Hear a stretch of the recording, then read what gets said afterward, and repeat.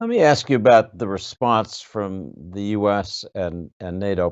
President Biden was on television yesterday announcing a new $800 million package of military assistance, the second of that size in a week. There are all sorts of weapons in that package. But I want to ask you, as you look at the order of battle, if you will, do you think the U.S. is doing enough?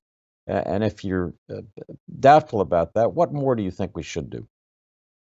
Well, it's interesting because I think the U.S. is doing a pretty good job. Definitely not enough, and I'll get into that in a second. But I think the U.S. is doing a pretty good job. But it's always a little bit too little, too late. I mean, we should have started this whole huge military armament a lot much longer ago. We should have started sanctioning oligarchs, a few oligarchs, before the war even began, to give Putin a taste of what was to come.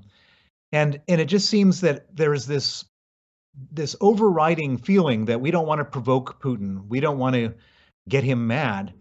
And so every time he does something to make us shocked, we do something in reaction, but we're not doing things proactively. And so, yes, we have helped Ukraine a lot, I'm very happy with the fact that the U.S. and the U.K. and various other countries are supplying military equipment and in large amounts to the Ukrainians, because that's what they need.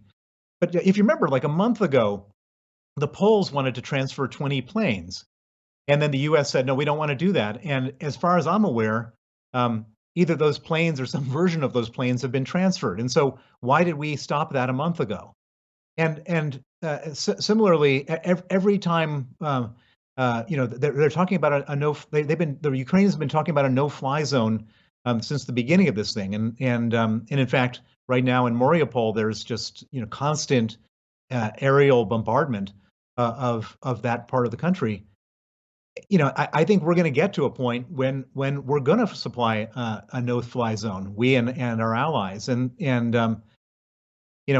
when we get to that point, we can look back and say, why did we resist for so long? Why did we have to lose 50,000, 100,000 Ukrainian civilians before we got to that point? And so on a military basis, I think there's more that can be done. We're doing a lot, but there's more that can be done. And then coming to the sanctions, again, I would say that we're doing a pretty good job in a certain way. I mean, compared to what has ever been done before against Russia, or against any country for that matter, I would say that the current sanctions that are being imposed are the most far-reaching, the most dramatic that have ever been imposed. But we're not there yet. In my opinion, the purpose of sanctions at this point is not that we should expect the oligarchs to rise up, because I don't think I think they're all too scared to do that. And the purpose of the sanctions is also not to get the people of Russia to rise up, because at the moment, because of all this sort of frenzy and of hysteria in terms of pro-Putin nationalism, they're all with him. I think the purpose of sanctions, and this is very important, is to cut off the flow of money to Russia so that Putin can't fund this war. And we've done a bunch of good things to do that. We have sanctioned the central bank reserves of Russia. 60% of those central bank reserves are in currencies that are frozen by the U.S. and its allies. We've cut off a number of banks from SWIFT, about 70% of the banks from SWIFT. Well, we should cut off 100% of the banks from SWIFT. It makes no sense, because if you can't use one bank to make dollar transfers or other transfers, you can use one of the unsanctioned banks.